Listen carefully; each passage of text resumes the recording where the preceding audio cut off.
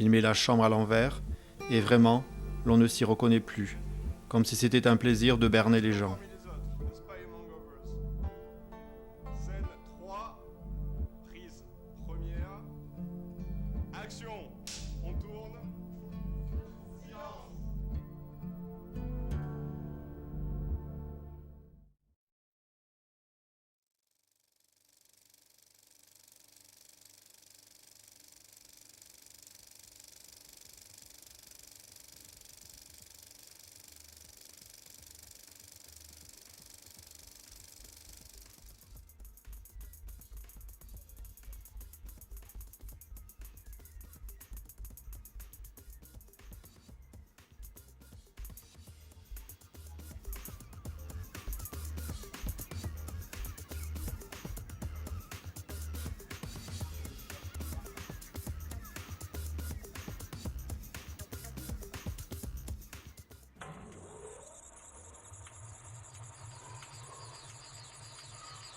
Messieurs, dames, bonsoir. Ce soir sur le plateau de TSF, un enfant du pays, de retour parmi nous, écrivain de son état, Monsieur Claude Delmas. Alors Monsieur Delmas, nous sommes ravis de vous recevoir parmi nous. Comme je l'ai dit, vous êtes écrivain et j'ai devant moi 3 de vos livres, alors par ordre chronologique, Histoire de Billy et la mienne, La Lune et l'assassin, et La Murée de Tolède, dont il y en a bien d'autres dans votre œuvre. Alors ce soir, nous allons essayer de mieux vous connaître en vous posant quelques questions, ou plutôt en jouant un petit jeu. Donc je vais vous dire des mots, des noms de personnages ou des noms de personnes qui ont été importantes dans votre vie. Et puis vous allez me dire qu'est-ce que ça suscite chez vous, qu'est-ce que ça vous rappelle. Ce sont des questions pièges. Ce ne sont pas des questions pièges. Donc, si je vous dis Dieudonné Jourda. Alors, Dieudonné Jourda, c'est un pseudonyme que j'ai été obligé d'adopter il y a plusieurs années, tout simplement parce que le métier qui était le mien à cette époque-là m'obligeait à un devoir de réserve. Donc, je ne pouvais pas publier mon livre, l'histoire de Billy et la sienne, sous mon nom véritable. Et j'ai adopté le nom d'un grand-oncle à moi qui était originaire de la Tour de France. C'est bien ce que j'avais cru comprendre, que c'était quelqu'un de votre famille. Et vous dites, c'était par rapport à votre métier, alors c'était quoi ce métier qui vous obligeait à un devoir de réserve? Alors à l'époque, j'étais chef de cabinet à la direction générale d'Air France à Paris. Et pendant 3 ans, je ne pouvais pas publier de livres sous mon nom véritable. D'accord. Voilà. D'accord, bien, je vous remercie. Donc, autre nom qui surgit comme ça du passé, l'abbé Quentin. Alors, l'abbé Quentin, en fait, c'est l'abbé Niort. L'abbé Niort était le curé de Vingrau et de Tautavel de 1936 à 1944. L'abbé Niort était l'ennemi politique de mon père, parce que mon père, à l'époque, était un des organisateurs du Front populaire dans le département. Et l'abbé Niort est un abbé qui a été fusillé en 1944, au moment de la libération, parce qu'on l'accusait de collaboration avec les nazis. Et comme l'abbé Niort m'a fait faire ma communion, ce qu'on appelait à l'époque la communion privée, c'est-à-dire qu'au départ de mon père pour la guerre de 39-45, les grands-mères se sont emparés de moi et m'ont amené à l'église où je n'avais jamais mis les pieds. Et j'ai eu affaire à l'abbé Niort qui m'a dit « Toi, tu vas expier les fautes de ton père », puisqu'ils étaient ennemis politiques. Et cet abbé Niort, je ne pouvais pas l'appeler l'abbé Niort puisque c'est quelqu'un qui a existé. C'est un personnage qui a beaucoup compté dans ma vie, qui m'a beaucoup impressionné, surtout à cause de sa fin tragique, qui était le résultat des luttes politiques de l'époque. Bien, alors, à travers cette littérature, on peut voir que vous avez beaucoup aimé les femmes, que vous aimez beaucoup les femmes d'ailleurs. Oui. Donc, je vais vous dire quelques noms. Aïe, aïe. Oui. Alors j'ai Estelle, Myriam et Anna, un trio. Alors, Estelle, oui, c'est une jeune fille qui fait partie d'un scénario qu'a écrit mon fils. Mon fils est assistant réalisateur de cinéma et il a écrit un scénario qui se passe dans la région et lui-même était impressionné par la personnalité de certaines jeunes filles catalanes et Estelle est l'une d'elles. Voilà. Myriam, alors Myriam, je ne me rappelle pas avoir... Ces trois filles, je vous dis, c'est un trio, donc elles sont ensemble, elles ont quelque chose à voir ensemble, elles sont dans Mais une c'est que situation... je ne me rappelle pas avoir utilisé le prénom de Myriam. dans un de mes livres. D'accord. Donc c'est... Par contre, vous me dites Anna.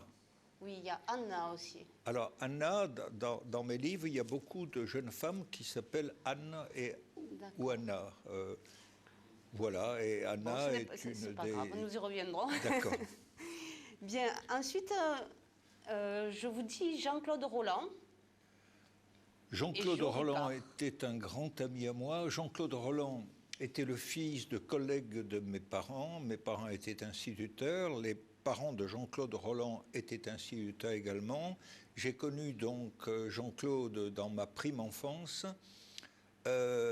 J'étais avec lui au collège de Perpignan, qui à l'époque n'était pas lycée, était collège. Il y avait également, comment s'appelle-t-il, le fondateur de l'Institut Jean Vigo, Marcel. Jean-Claude, je l'ai toujours suivi. J'ai fait des études avec lui à Montpellier.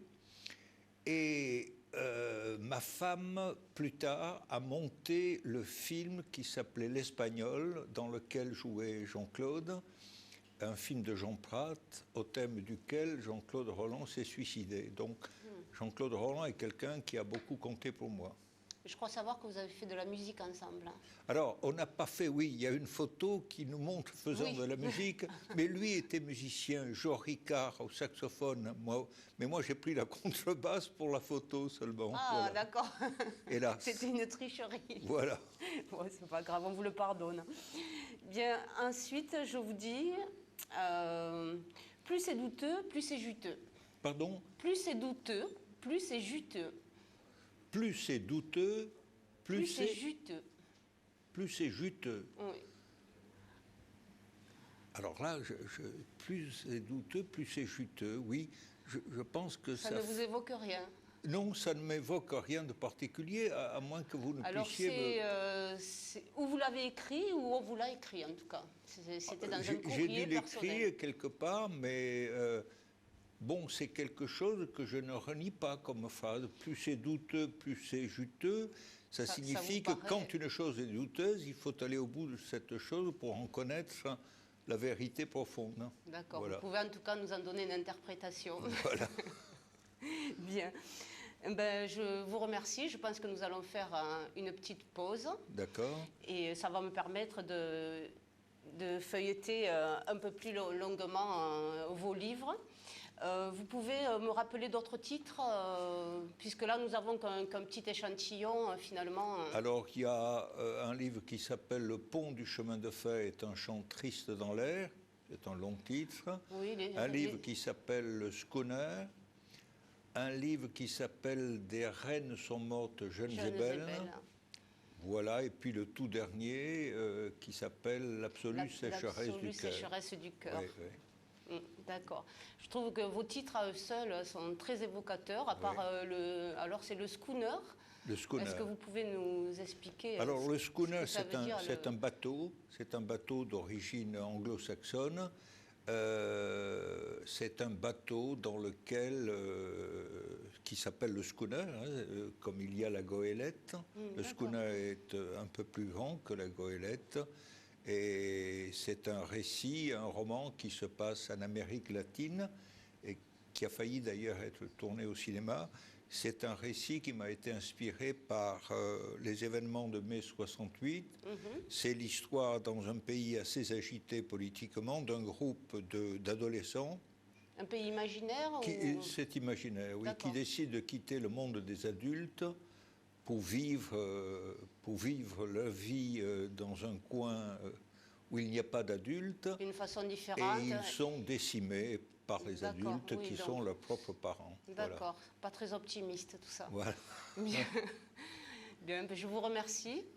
Et nous nous retrouvons dans un petit moment pour D'accord. parler plus avant de tous ces épisodes d'une vie bien remplie. Hein, D'accord. Et beaucoup de rencontres, beaucoup de voyages. Merci. Et merci à vous encore. Mais nous nous retrouvons dans 5 petites D'accord. secondes. Merci.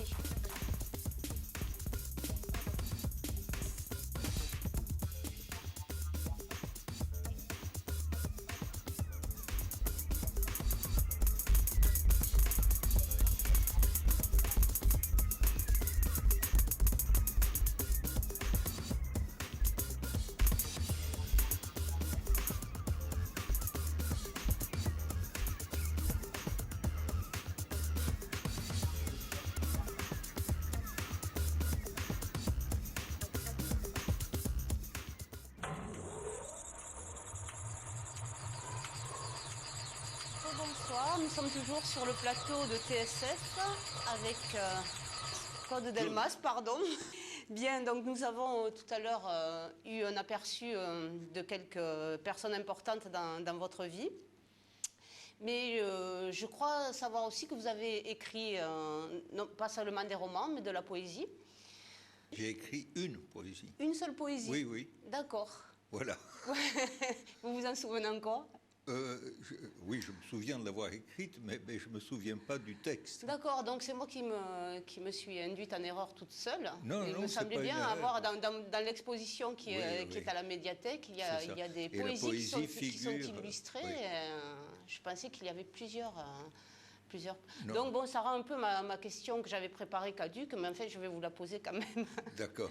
Voilà, c'est-à-dire ce matin j'ai assisté à une émission de radio qui était en direct des assises littéraires du roman à Lyon, et où il y avait plusieurs écrivains et qui parlaient des mérites comparés donc, du roman et de la poésie. Et donc il y a un écrivain qui s'appelle Lionel Trouillot, qui est un écrivain haïtien, qui a dit que finalement le roman c'était un peu une tromperie parce que le roman donnait l'illusion de communiquer avec les autres.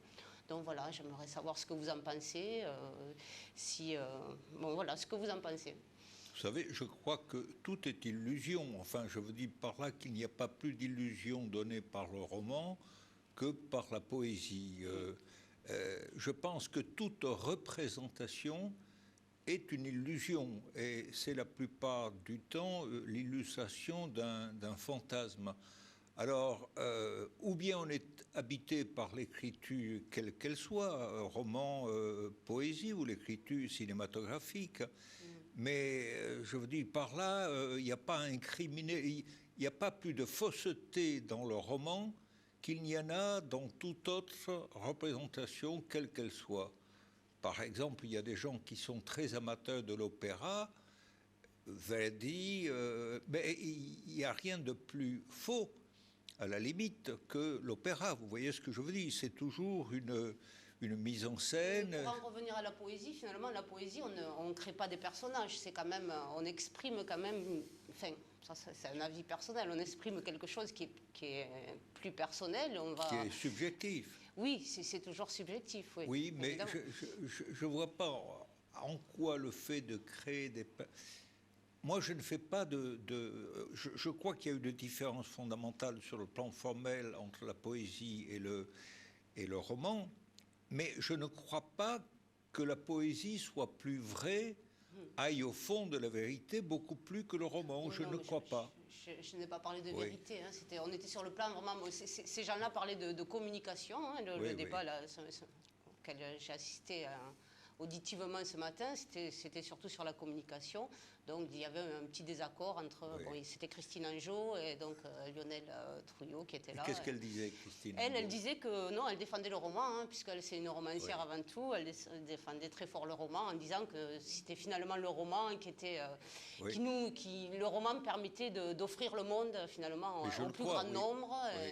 plus Mais que la je poésie. crois qu'il ne faut surtout pas les opposer.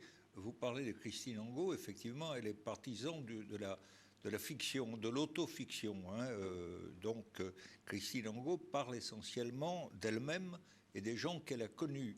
Je veux dire que son imagination ne fait pas le travail que fait Tolstoï quand il écrit La guerre et la paix. Je crois qu'il ne faut pas les opposer. Ils sont complémentaires, en fait. Voilà. Bien. Je vous remercie pour ce point de vue. Bien, donc, que vous dire de plus, sinon de vous remercier encore une fois d'être parmi nous et puis de vous demander comment vous vous sentez pour ce retour au pays, puisque je crois savoir que vous avez été absent pendant de longues années. Vous avez vécu en tout cas loin du Languedoc-Roussillon pendant de nombreuses années. J'ai vécu loin, oui. J'ai quitté le pays à l'âge de 17 ans, après mes bacs, parce que mon père m'a dit « Qu'est-ce que tu vas faire ici ? On n'a pas de propriété, on est fonctionnaire. Va voir un peu ce qui se passe ailleurs. » Je suis parti dans le déchirement, parce que j'aurais aimé rester ici. C'est un pays auquel j'étais très attaché. Et puis je suis parti pendant 50 ans. Il y a eu la guerre d'Algérie qui a beaucoup compté pour moi parce que pendant 2 ans et demi, j'ai été soldat. Mais je n'ai jamais brutalement quitté ce pays. J'y suis toujours revenu. Et maintenant, c'est un retour définitif parmi nous. Est-ce que nous aurons le bonheur de vous compter C'est un désormais retour définitif dans la mesure où je suis revenu dans le village où j'ai été élevé. Où quand je vais le matin à l'épicerie, je rencontre de vieilles dames avec qui j'étais sur les bancs de l'école quand j'avais 8 ans. C'est un retour, oui, totalement définitif, oui. Et nous en sommes très heureux et je crois que nos auditeurs aussi, nos spectateurs aussi. Voilà, Claude Delmas qui a été ce soir avec nous. Merci beaucoup. Merci.